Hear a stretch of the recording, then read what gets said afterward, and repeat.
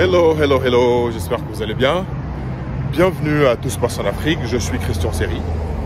Ici on parle de business, leadership, d'empowerment, on parle d'Afrique et on parle de vision.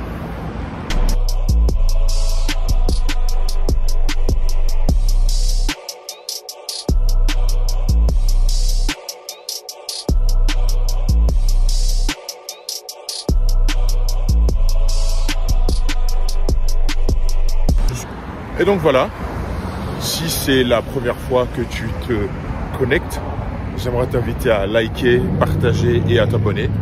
Donc je suis entrepreneur dans l'immobilier, ici aux États-Unis, dans l'état du Texas et de l'Arizona.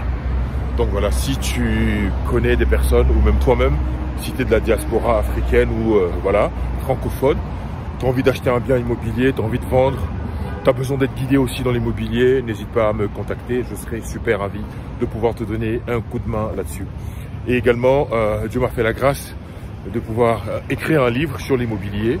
Le titre c'est « Comprendre et maîtriser la gestion locative ». J'étais au Burkina et à Abidjan il y a quelques jours pour la dédicace. Donc voilà, il est disponible sur Amazon. Il est disponible aussi à Ouagadougou et à Abidjan, à l'École supérieure de l'immobilier et du bâtiment.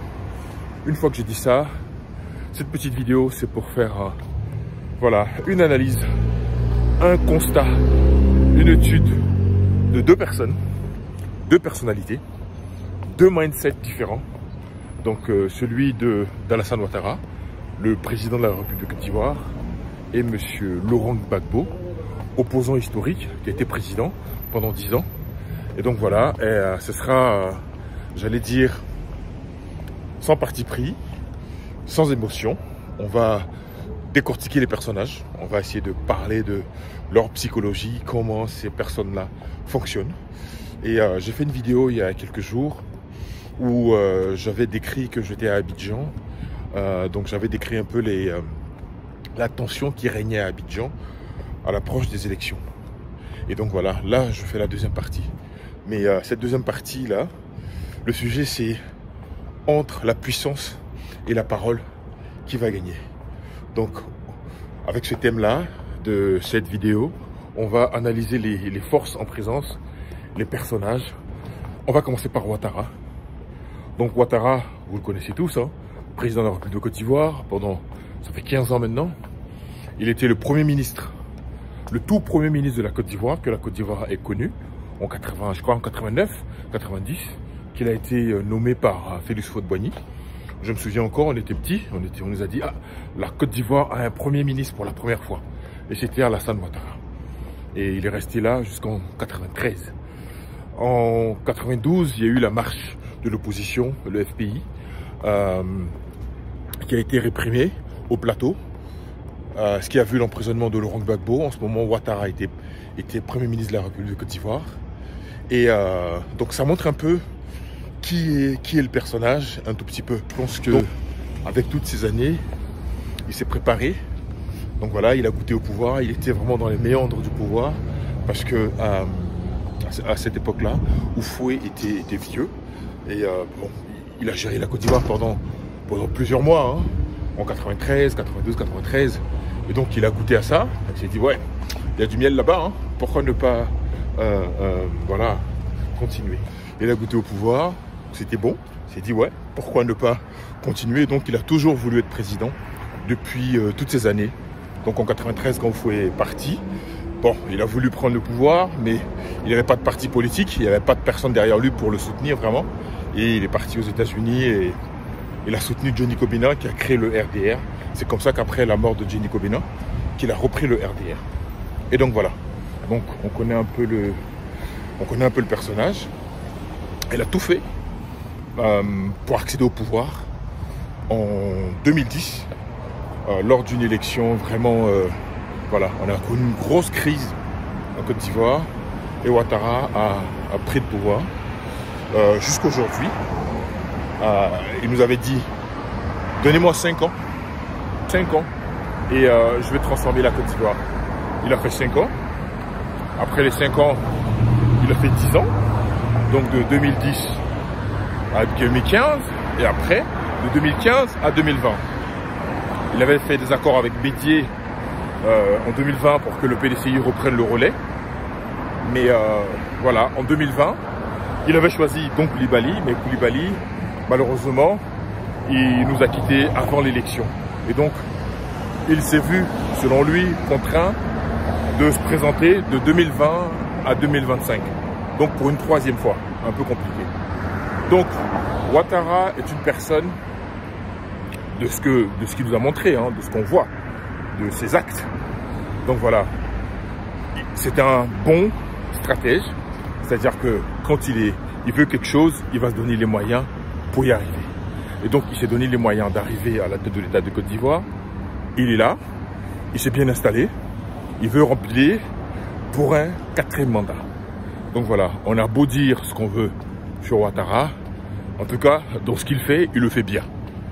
Il dit qu'il veut conquérir le pouvoir d'État, il a conquis, il gouverne, il est là, il s'est installé. Et donc voilà, et donc c'est quelqu'un, encore une fois, hein, sans émotion ou quoi que ce soit, de la psychologie qui nous montre, quand il veut quelque chose, il est concentré là-dessus, quel que soit le prix, il est dessus. Voilà. Et c'est quelqu'un qui dispose, étant président, il a tous les appareils de l'État. Il a la police, il a la gendarmerie, il a les moyens financiers, il a tous les appareils de l'État qui lui permettent de pouvoir gouverner la Côte d'Ivoire. Donc, il a la puissance du pays, il a la coercition, comme on appelle. Donc voilà, il a le pouvoir. Il a le droit de décider, d'appeler la police ou de... Voilà. En tout cas, il dispose de tous ces éléments de la République pour pouvoir gouverner. Ça, c'est Ouattara qui possède la puissance, qui possède le pouvoir, voilà, de tout ce qu'il est en train de faire. Et voilà. Donc, on prend le personnage de Laurent Gbagbo. C'est pas un personnage à présenter. Depuis tout petit, depuis plus jeune, il a toujours été un homme de lutte. Sa vie même est une lutte. Et depuis son père jusqu'à lui-même. Donc il a été toujours l'opposant historique d'Houphouët. Donc c'était la seule personne à se présenter devant Houphouët en 90. Et devant Houphouët, il avait eu, je crois, 18%. Il a eu 18%. Et c'est lui qui seul a eu le courage de se présenter devant Houphouët. On le connaît, il a toujours lutté et il s'est toujours battu. L'un des points, j'allais dire, qui définit Gbagbo, c'est une personne dans l'adversité qui ne recule pas. Vous vous souvenez, en 2002, il était en Italie, lorsque la Côte d'Ivoire a été attaquée. Il était à Rome.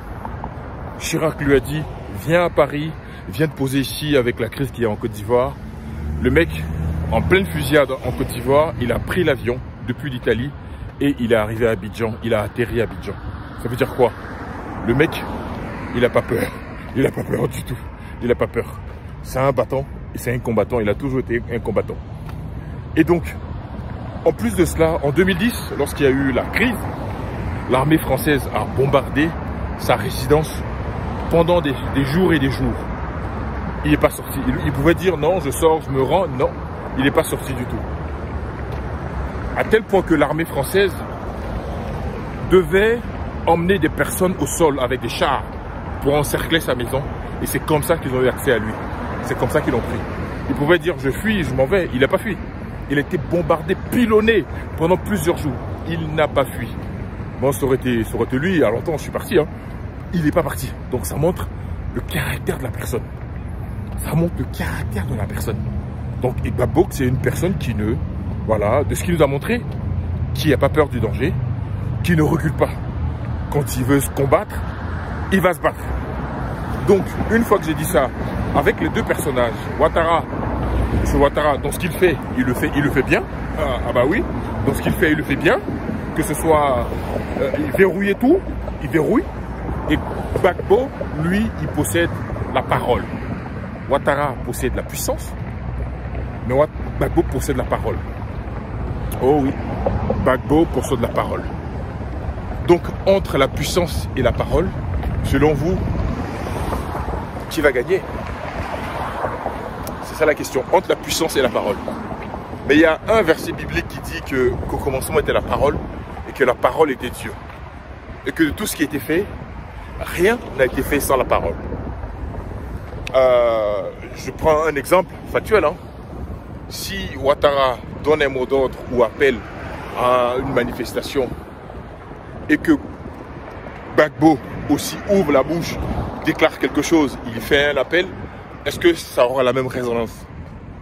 À vous de juger. À vous de juger. Donc voilà. Et Ouattara le sait. Ouattara connaît la puissance de la parole de M. Laurent Gbagbo. Sa parole à lui est puissante. Et il le sait. Donc voilà.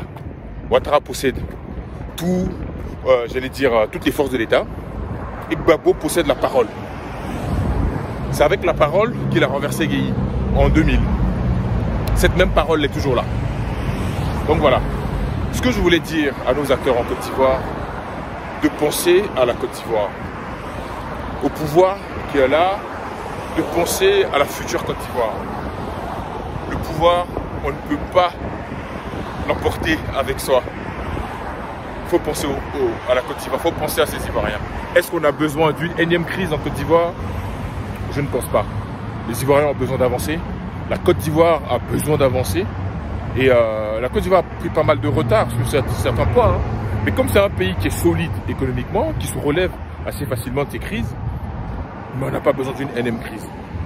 Donc voilà, dites-moi ce que vous en pensez. Est-ce que j'ai bien décrit les deux personnages? Donc, Gbagbo, c'est un battant. Et il possède la parole. Ouattara, il a la puissance. Il est sur le terrain, il a tous les outils d'État. Donc voilà.